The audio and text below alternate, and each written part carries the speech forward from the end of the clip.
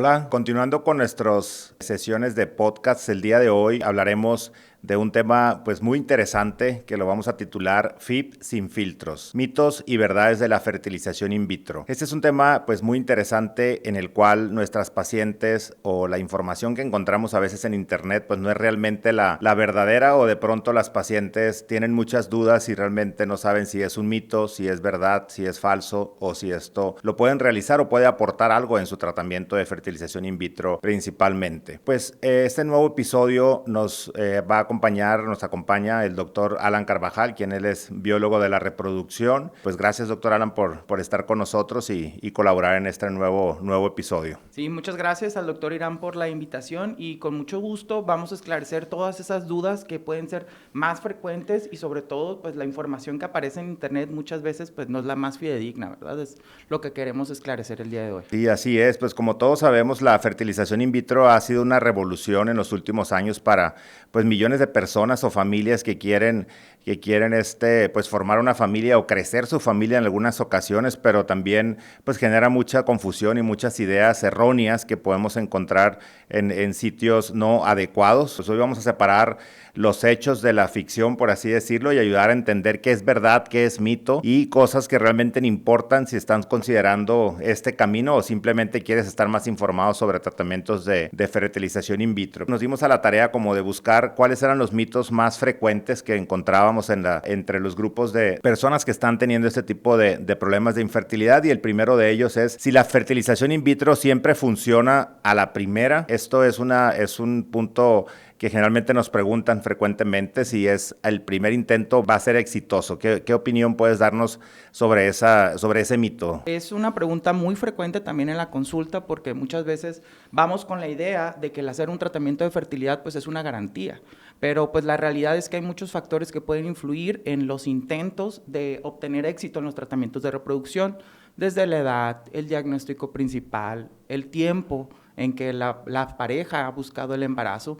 Todos esos factores nos pueden influir en la tasa de éxito. Entonces, realmente, el hacer un tratamiento de reproducción al primer intento no es una garantía, ¿va? Tenemos que valorar todo a esos factores que acabamos de mencionar. Generalmente nos preguntan, pues quienes apenas inician en este camino, si a la primera va a ser el primer intento va a ser el exitoso, ¿sí? Y es importante también, pues, la información que nosotros les damos, principalmente pues saber que cada caso es diferente, cada caso tiene sus diferentes variables que lo pueden hacer exitoso o disminuir esa probabilidad, pero como comentas, pues creo que el factor más importante es la edad. Si son pacientes que nunca han hecho ningún tratamiento o pacientes que ya tienen muchos tratamientos, que eso pues puede combinar la probabilidad de éxito o de no éxito en un tratamiento, pero sí es importante pues que entiendan que no siempre es a la primera, ¿no? La verdad es que no siempre es a la primera, pero puede pasar que de pronto la amiga, la vecina le dijo, es que yo la primera me embaracé con tal doctor, y pues se quedan con esa idea, pero lo importante es que sepan que cada pareja o cada paciente es diferente, tiene diferente diagnóstico y va a tener diferente pronóstico. Sí, es muy importante porque también parte de nuestro trabajo en la primera consulta de valoración es esclarecer un plan y también ver un pronóstico, o sea, dependiendo de cada evaluación, saber qué porcentaje tenemos de éxito por intento. Exactamente, así es. Pues bueno, vamos a continuar con otro de los mitos frecuentes, es si las pacientes nos preguntan si los bebés que nacen por fertilización in vitro o los bebés que se encuentran en tratamientos, ya sea de inseminación o inducción de ovulación o algún tratamiento de reproducción asistida, son menos sanos o tienen mayor riesgo de tener un problema genético. Pues es una pregunta relativamente frecuente, incluso a veces hasta en los mismos médicos, no tanto en pacientes, pero sí es importante dejar claro este mito, ¿no? Ese también es un tema muy controversial acerca de cuál es la probabilidad de que un bebé de fertilización in vitro tenga alguna malformación o tenga algún síndrome. Y pues la realidad es que los estudios nos dicen que no hay diferencias en cuanto a un embarazo que ha sido espontáneo. Incluso la fertilización in vitro nos sirve para hacer ciertas pruebas más avanzadas, como el diagnóstico genético preimplantacional, de que a veces eso nos beneficia, ¿no? De poder saber si hay alguna alteración cromosómica que nos aumenta la probabilidad de tener alguna malformación. Exacto, sí, es un recurso, el diagnóstico genético, que podemos usar en los casos en los que tenemos riesgo o factores de riesgo que pudieran alterar la condición genética de un embrión o de un bebé. en cada contexto.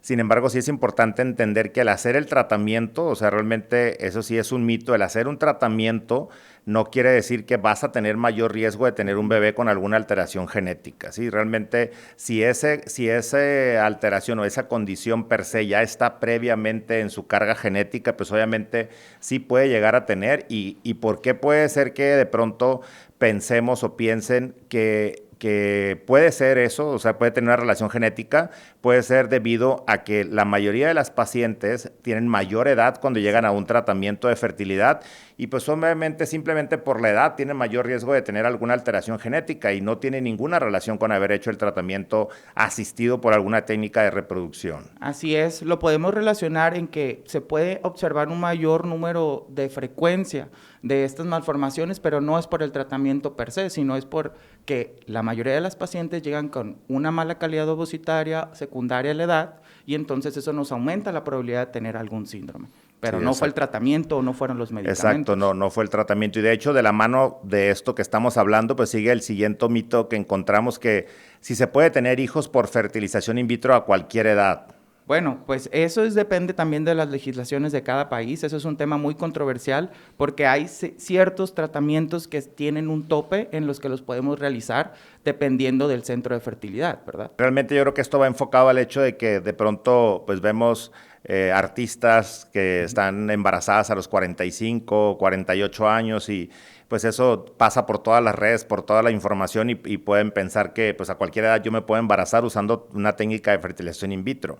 Y lo importante es entender que pues puede ser muchos factores, como tenía óvulos congelados, tenía embriones congelados o lo más frecuente que usaran alguna técnica de fertilización in vitro con donación de óvulos. Exactamente. ¿Sí? Eso es lo que muchas veces no se ve en las redes, de que cuando aparece una celebridad o aparece alguna persona de mayor edad que se enteraron de que estuvieron embarazadas o vivieron este proceso de la fertilización in vitro, pero muchas veces no tienen en cuenta que utilizaron una técnica de ovodonación. Realmente no se utilizaron los óvulos propios de esa paciente. Sí, exactamente. Yo siempre les digo, pues a cualquier edad, mientras tengas útero, nosotros podemos hacer algo para que te puedas embarazar. Porque también de pronto llega el momento en que dicen, pues es que ya tengo menopausia, tengo 2, 3 años sin tener una menstruación, o incluso no tengo varios, puede llegar a pasar. Y nosotros podemos hacer que pueda darse el embarazo, pero con otros recursos, ¿sí? Principalmente donación de óvulos o donación directamente de alguno de los gametos en el caso en particular de cada paciente, pero mientras haya útero y que no haya enfermedades que puedan complicar el embarazo, puede darse el embarazo a cualquier edad por fertilización in vitro, ¿no? Eso es importante, pues como que dejarlo claro y que tengan esa mayor información.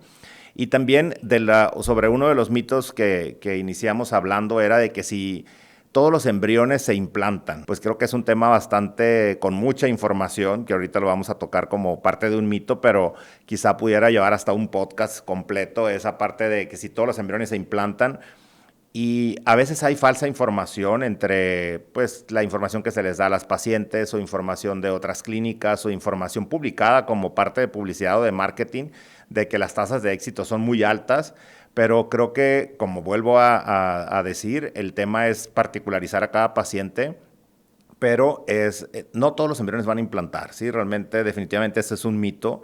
¿Qué opinión nos puedes dar referente a el tema de los embriones en cuanto que pueden implantar o no puedan implantar? Como mencionaste, este es un tema muy controversial. De hecho, hay congresos, hay seminarios completos acerca solamente del tema de implantación, pero hay que entender que, como mencionaste, no todos los embriones se van a implantar de primera intención. Hay diferentes factores que tenemos que evaluar, desde la calidad embrionaria, si el embrión tiene diagnóstico genético o no, conocemos el estado cromosómico de ese embrión, o sea, cómo está su salud genética, eso también es muy importante, y valorar también que no solamente es el embrión, si bien el embrión se lleva como un 70% de las probabilidades de implantación, también ver cómo está ese endometrio, ese útero, que es donde finalmente pues va a llevar el embarazo. Entonces, realmente no todos los embriones se van a implantar, debemos evaluar de forma personalizada y dependiendo de cada caso. Otra parte importante dentro de los mitos que nosotros encontramos es un mito que dice que si la fertilización in vitro permite jugar a ser Dios. Es un tema que la verdad no lo quería tocar como tal, pero creo que sí es bien importante mencionarlo, que el mito viene así como tal, pero creo que también se puede traducir al hecho de que la fertilización in vitro no es una receta de cocina o no es elegir un bebé a la carta, ¿sí? Realmente porque a veces pensamos que podemos elegir ciertas características físicas o incluso el sexo del bebé antes de que se vaya a realizar un tratamiento, que en algunas ocasiones hemos tenido pacientes que pues dicen, si ya voy a recurrir a un tratamiento de fertilización in vitro, entonces pues elijo cómo lo quiero tener, ¿no? Entonces realmente es un proceso natural, sino simplemente en pacientes que no lo pueden tener de forma natural, y es un apoyo con ciencia y con tecnología y información científica que nosotros hacemos para que esto pueda llevarse o pueda ocurrir, ¿no? Bueno, independientemente de las creencias que pueda tener cualquier persona, realmente la fertilización in vitro lo podemos decir que es la ciencia aplicada acerca de cómo Dios nos permite crear estas nuevas familias, ¿verdad? Independientemente de las creencias.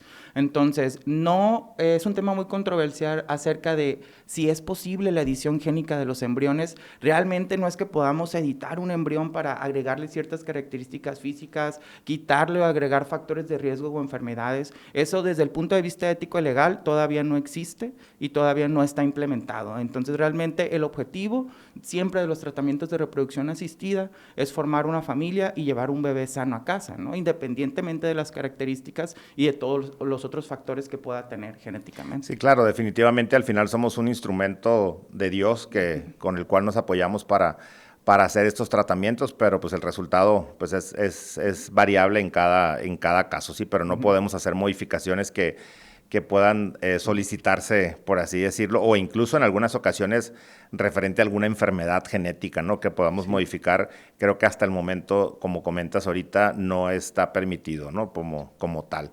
Y bueno, de la mano de esto viene otro de los mitos que dice que si es solo un procedimiento físico y no emocional, realmente la fertilización in vitro, sabemos que es un proceso con una carga emocional fuertísima. Yo siempre les comento que si están sintiendo que este proceso, incluso en la preparación, no tanto en el tratamiento, este proceso lo están teniendo muy cargado emocionalmente, pues deben de tener un apoyo por algún profesional de psicología o psiquiatría en el caso de cada quien. Obviamente vemos que hay parte de ansiedad, esperanza, pues obviamente viene esa parte de frustración en el caso de los negativos. Incluso yo a veces les comento que pues son hasta duelos que hay que sobrepasar para poder avanzar en los tratamientos cuando tenemos un negativo, ¿sí? Entonces, o sea, el tema del mito es que realmente no es algo solamente físico, sino también lleva una implicación emocional importante que deben de entender o conocer las pacientes cuando van a someterse a este tratamiento. Hay quienes lo toman de diferente manera, pero sí hay parejas que es muy fuerte para ellos llevar este proceso, ¿no?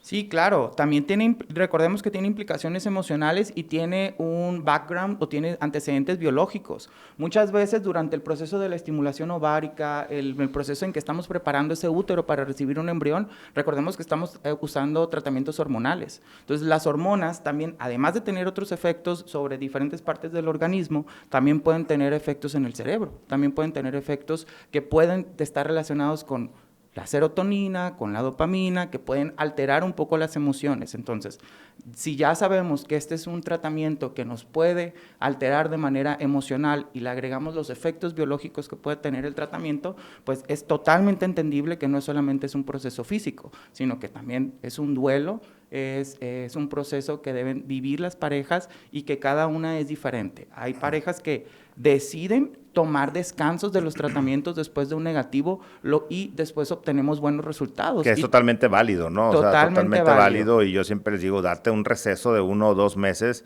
y en el momento que emocionalmente te sientas más tranquila o más tranquilos, pues podemos avanzar, ¿no? Porque, pues como tú comentas, en algunas ocasiones sí es bien frecuente que pues yo les pregunto, ¿y cómo te has sentido o cómo te sientes después de un negativo, sobre todo, o la frustración de no poder ir avanzando?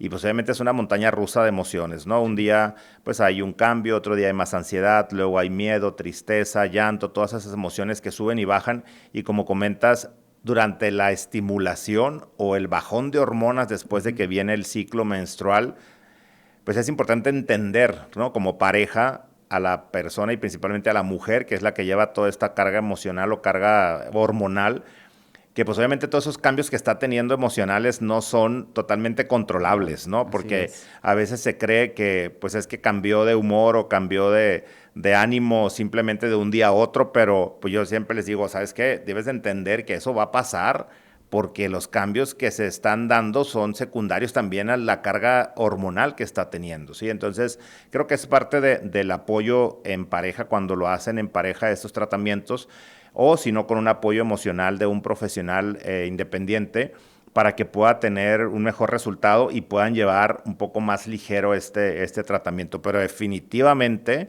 tiene un componente emocional y como lo hemos dicho en este momento, hay parejas que lo llevan de una parte emocional muy fuerte, a quienes lo hacen un poco más ligero o que toman otras alternativas, ¿no? Hay muchas alternativas, no sé cuáles has visto tú, pero pues el tema del yoga, hay alternativas de simplemente caminar, hacer algún tipo de ejercicios o acupuntura, no sé, hay muchas alternativas que se pueden llevar de la mano de este proceso para hacerlo más tranquilo, ¿no? Sí, claro, el tener la mente despejada y el tener la mente enfocada en el objetivo de formar una nueva familia puede ser muy agotador, pero hay ciertas actividades, como bien mencionas, el yoga, el hacer ejercicio, el llevar una alimentación balanceada, que además de tener buenos efectos biológicos sobre el tratamiento, también tiene efectos mentales. Sí. Entonces, eso hace que los tratamientos sean un poco más llevaderos y en estos procesos que pueden llegar a ser tan difíciles. Y también algo bien importante de mencionarle a las parejas, que la carga emocional no es algo para tomar a la ligera.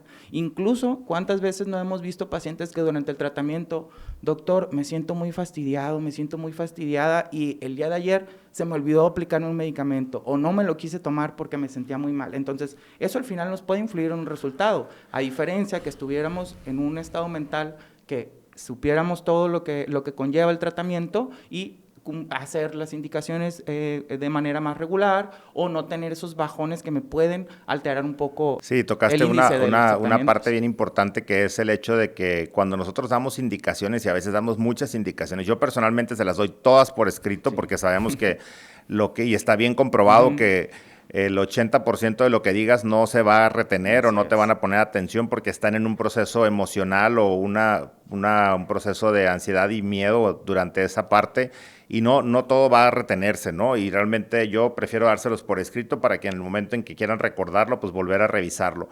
Pero sí es bien importante que a veces hay ciertas parejas que tienen ciertos comportamientos diferentes durante los tratamientos de fertilización in vitro, y yo creo que tiene relación con la carga hormonal y la carga psicológica y emocional que están llevando durante el proceso, que son diferentes actitudes, o se olvida aplicar un medicamento, o se lo aplicaron en un momento en el que no era, aunque tenga la indicación como tal, o nos pasa frecuente que nos mandan un mensaje, nos hablan, ¿sabes qué? Pues ayer me tocaba el medicamento y no me lo apliqué.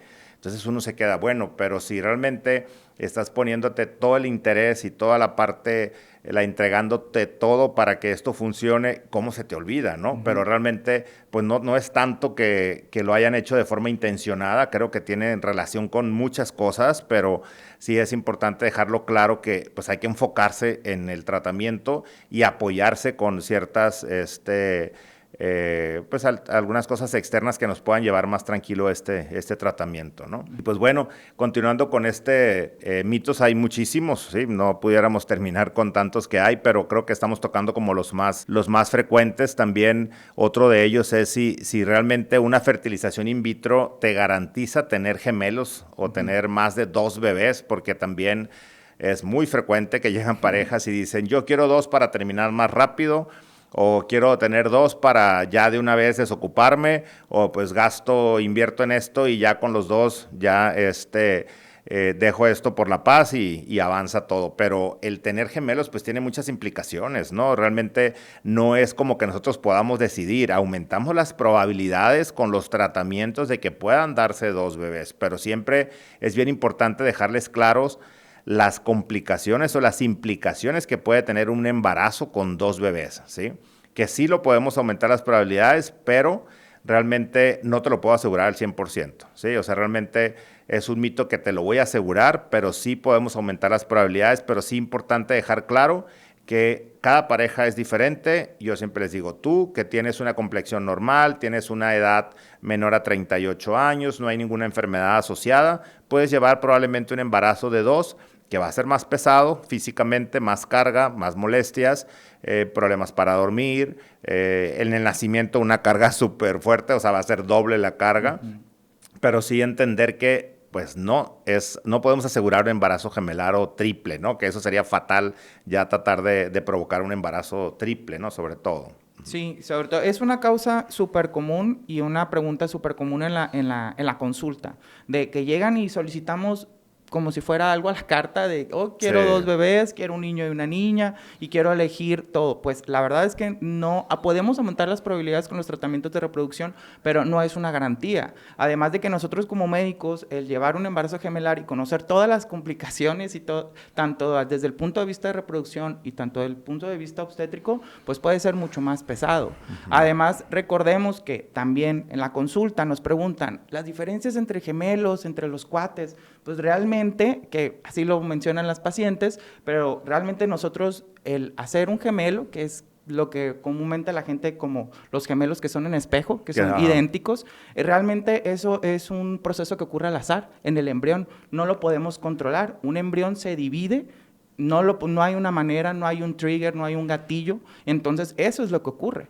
Cuando nosotros a través de los tratamientos de reproducción sale un embarazo gemelar o un embarazo múltiple, generalmente fue producto de o se transfirieron 2 embriones o fue una ovulación supernumeraria, ¿no? Sí, cuando es una inseminación. Sí, exacto. Que también eso es importante, dejar claro que nosotros profesionalmente o científicamente, pues para nosotros todos son gemelos, ¿no? Así es. Pero realmente coloquialmente, pues como la gente dice, cuates los que no se parecen y gemelos los que se parecen, ¿no? Entonces, porque sí, de pronto a mí me preguntan en las redes, ¿cómo? ¿Son gemelos o son cuates, no? Pues realmente al final todos son gemelos, ¿no? Pero, pues ahí viene el si son monocigotos o dicigotos, si son de una bolsa, si están 2 bolsas, 2 placentas, toda la parte ya científica, pero sí al final pues es el hecho de que no podemos asegurar de que siempre van a ser 2, ¿no? Sí. Y tener siempre en mente cuando quieran tomar esa decisión o solicitar eso a su médico, que tiene muchas implicaciones, ¿no? Y puede haber complicaciones que pudieran arrepentirse más adelante, ¿no? Entonces, una decisión bastante bien fundamentada antes de realizarla o de solicitarla, ¿no? Incluso durante las transferencias embrionarias, las recomendaciones ahora es que transferamos solamente uno. Y sabiendo que si transferimos 2, no significa, no es una garantía que vayan a implantar los 2. Pueden implantar uno, los 2 o incluso ninguno. Sí, claro, también cuando ya estamos en el momento de la transferencia y que tenemos los embriones, pues tenemos que platicar con la pareja y decir, pues tengo tales embriones, tengo tantos embriones, son de tal calidad, ¿cuántos quieres transferir? Y siempre te pregunto, bueno, la mayoría de las veces te dicen, ¿usted qué me recomienda? ¿No? Entonces, pues todo depende de la calidad de los embriones, el tiempo que tienen de infertilidad, el si han tenido transferencias previas, como para tomar esa decisión, si irnos sobre 1 o sobre 2. Pero generalmente la pauta o la conducta es ir sobre un embrión, tratando de tener un bebé, para tener menos complicaciones, llegar a término y que todo fluya de forma más tranquila, ¿no? Sí. Como de forma natural, por así decirlo, y no ponerle como ciertas piedritas en el zapato durante el proceso del embarazo, sobre todo, ¿no? Entonces, eso es bien importante tenerlo claro. Y pues bueno, viene un mito muy fuerte quizá por el hecho de que dice que si la fertilización in vitro falla, siempre es culpa de la mujer. ¿Sí? Creo que esto tenemos que dejarlo muy claro y en los últimos años sabemos que el tema de la infertilidad tiene varios factores, principalmente las causas pueden ser masculinas, pueden ser femeninas y pueden ser mixtas, ¿sí? Sin embargo, comentaba, en los últimos años el factor masculino ha aumentado de forma considerable, que creo desde mi punto de vista y mi experiencia que ya está a la par al porcentaje de la implicación del factor más femenino. Sin embargo, sí llega a pasar, creo que afortunadamente cada vez menos, pero sí de pronto cuando siempre se le echa la culpa, por así decirlo, a la mujer que es la causante, Y yo siempre les digo, es un problema de dos, están aquí porque los dos están en este proceso y los dos van a colaborar para que esto pueda funcionar, ¿sí? No es como que es tu culpa o es mi culpa.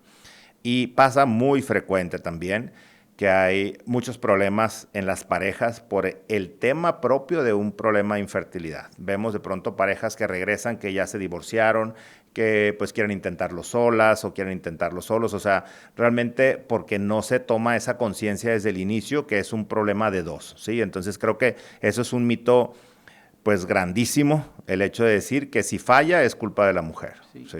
Sí, definitivamente el problema de infertilidad siempre es una cuestión de pareja y si no solamente lo decimos nosotros, si nos vamos realmente a la literatura y a lo que está publicado, los porcentajes de infertilidad buscando las causas femeninas y masculinas siempre están a la par y últimamente ya se le está dando más auge y mayor peso al factor masculino. Así Entonces, es. realmente, ¿por qué la mujer se puede llevar mayor implicación aparentemente? Porque es la que lleva el proceso de estimulación, es la que lleva el proceso de la preparación uterina. Entonces, tenemos la idea de que, pues bueno, toda la responsabilidad cae en ti, pero recordamos que para formar un embrión y formar una familia, pues se necesitan dos células. Se necesita el óvulo y se necesita el esperma. Entonces, lo que se ha estudiado ya en los últimos años es el factor espermático, que cada vez hay más factores que estamos descubriendo que pueden afectar la calidad espermática y por lo tanto la calidad de un embrión. Y pues con eso la tasa de éxito de los tratamientos de reproducción. Sí, exactamente. También de pronto llegan parejas que pues está estudiada la mujer, pero no está estudiada el varón, ¿sí? Muy común. Entonces es muy común que ya llevan 3, 4 tratamientos de baja complejidad o procedimientos de consultorio y les pregunta si te han hecho un examen de esperma. No, yo no tengo examen de esperma porque yo tuve un hijo hace 4 o 5 años, o porque yo hago deporte, o porque yo como muy bien, o porque yo me siento muy bien, ¿sí? Realmente hasta cierto punto esa parte de ego quizá, que no, desde ahí ya te estás dando cuenta que no está queriendo participar como debe de ser, pero creo que el examen de esperma debe ser totalmente básico. Dentro de una evaluación de fertilidad. Y la implicación que puede tener es bien importante dejarlo claro que en algunas ocasiones, aunque el examen de esperma pueda salir normal, puede tener alguna implicación en que el resultado no se esté dando, ¿no? Porque hay otros factores como drogas, tabaco, tipo estilo de vida, obesidad, sedentarismo, que pueden afectar el estrés oxidativo del esperma y no te puede estar fertilizando adecuadamente los óvulos, ¿no? Entonces es importante también dejar claro pues que no es un tema de la mujer.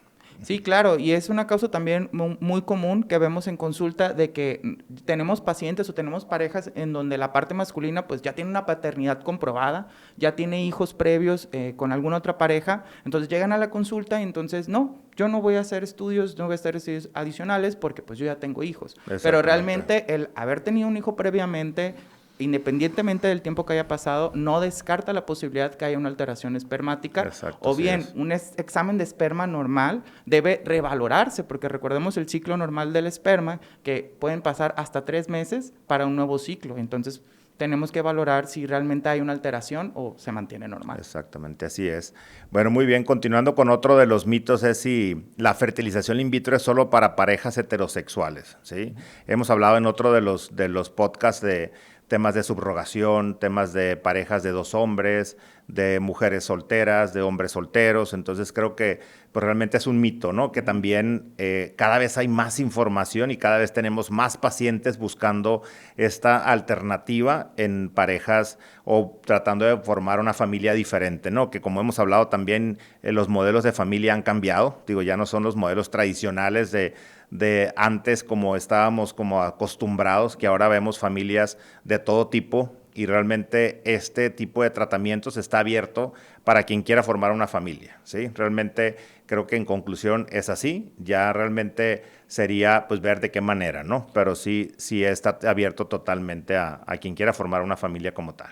Sí, afortunadamente los modelos familiares han cambiado con el tiempo. Vivimos en una época en donde ya podemos hablar abiertamente de todos estos temas y los tratamientos de reproducción asistida no son la excepción. Ya están disponibles para cualquier pareja que desee formar una familia, desde papás solteros, mamás solteras, parejas homoparentales y sobre todo también una preocupación, porque muchas veces los pacientes acuden acompañados de un familiar, acompañados de un amigo, una amiga, porque tienen miedo de acudir a este tipo de consulta por miedo miedo a lo mejor a ser juzgados o desconocer acerca de los temas, pero también desde el punto de vista legal ellos ya están protegidos de que van a formar una familia y no va a haber ningún problema al momento del nacimiento. Entonces eso es bien importante también explicarlo desde las primeras consultas en que los atendemos, porque es una de las principales preocupaciones que muchas veces no la externan de manera clara. Sí, exacto, tienes razón con eso que estás mencionando, que de pronto pues llegan acompañados de alguien más, como tratando de tener un apoyo para hacer el proceso, ¿no? Y que a veces pues los implican en el proceso, ¿sí? Y no quisieran que fuera, pero realmente tratando de que esto no se vea mal o que alguien lo pueda juzgar o que alguien pueda decir algo, pues lo quieren acompañar así, ¿no? Entonces creo que eso debe cambiar, estamos totalmente abiertos y somos totalmente incluyentes en estos tipos de tratamientos y estos temas, y al contrario, creo que se pueden acercar con nosotros para poder apoyarlos y que se sientan pues tranquilos durante todo el proceso, o tranquilas de que se puede hacer de cualquier tipo de forma dentro de los modelos de familia que hay dentro de la reproducción asistida, ¿sí? Entonces, sí es bien importante tomar en cuenta esa situación, porque a veces piensan que pues legalmente no va a ser aceptado, o que no me van a querer hacer porque soy soltero o soltera, o porque somos dos hombres, porque somos dos mujeres. Entonces, eso debe cambiar totalmente. Es un mito que debe de eliminarse por completo, ¿no? Sí, que muchas veces estas familias acuden y que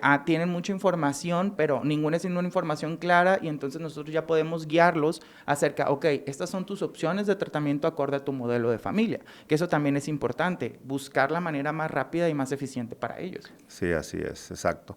Bueno, pues creo que hemos hablado muchísimo, muchos mitos y mucha información que quizá no va a quedar con algunas dudas también, pero pues estamos abiertos a que si tienen alguna duda o quieren que hablemos o que expandamos algo más información sobre algún tema, estamos totalmente abiertos a poder expresar todo esto, y pues igual que esperemos que esto haya servido bastante para que puedan tomar su tratamiento, puedan llevarlo un poco más ligero, tener más información, hacerlo un poco más conscientes e informados los tratamientos o el proceso como tal, el que les ayude a tomar una mejor elección en cuanto a qué tratamiento realizar o en qué momento realizarlo, ¿no? Entonces creo que es un podcast con mucha información y bastante... creo que lo hicimos un poco más práctico para que pueda ayudar más. Y dentro de esos consejos que me gustaría pues dejar o terminar es que siempre hay que buscar información de fuentes confiables, no solo de las redes sociales, porque de pronto nos enfrascamos, o me dijo el TikTok, y es muy frecuente que llega la paciente y te dice lo vi en TikTok, y la mujer que estaba en TikTok y se embarazó tomó el té de, no sé, el té verde de la extracción de la raíz tal, y yo lo quiero tomar porque ella se embarazó, ¿sí? Entonces siempre buscar información con un profesional o información muy confiable para poder tomar una decisión. Importante también no comparar el camino con el de otros, ¿sí? Porque de pronto también es lo mismo que pues, la vecina, la prima, la amiga se embarazó con tal doctor o con tal tratamiento. Entonces, cada tratamiento o cada diagnóstico va a ser completamente diferente, aunque sea el mismo diagnóstico en diferentes mujeres o en diferentes parejas, ¿sí? Y también lo más importante, que lo he dicho muchas veces, pues consultar con un especialista antes de tomar decisiones, ¿sí? Y un especialista en biología de la reproducción, un especialista que tenga experiencia en esta área, un especialista que se encuentre en un centro de fertilidad, que tenga ese soporte importante y científico, y sobre todo un especialista que se encuentre certificado con credenciales y cédulas para poder realizar este tipo de procedimientos. ¿Por qué? Porque eso te va a asegurar o te va a dar más probabilidades de tener un mejor resultado, ¿sí? Eso pues lo vemos muy frecuente. Creo que igual, no sé si te ha pasado en la consulta, cuando llegan con esa información que dices tú, pues, ¿por qué hicieron esto? ¿O por qué le dieron esto? ¿No? Entonces, eso la verdad que sí nos damos contra la pared cuando encontramos tratamientos que decimos, ¿pero cómo? O sea, ¿cómo fue posible hacer esto?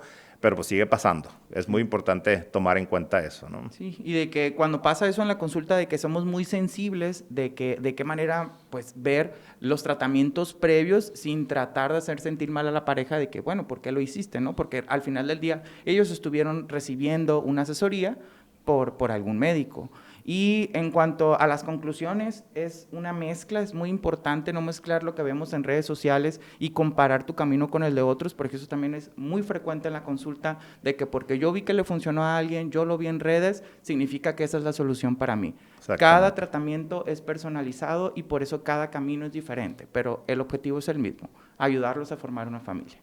Pues muy bien, pues muchas gracias por acompañarnos. Si tienes alguna duda, un comentario, te vamos a dejar nuestro correo electrónico, es fertilityjourneymty@gmail.com, o pues nuestras redes que se van a tallar en este podcast para que nos puedan hacer alguna pregunta, algún comentario o alguna sugerencia de algún otro tema que podamos tocar. Y pues estamos abiertos a todo lo que nos quieran comentar. Pues muchas gracias, nos vemos pronto y esperemos que este viaje de la maternidad o paternidad pues sea cada vez más emocional y con mejores resultados.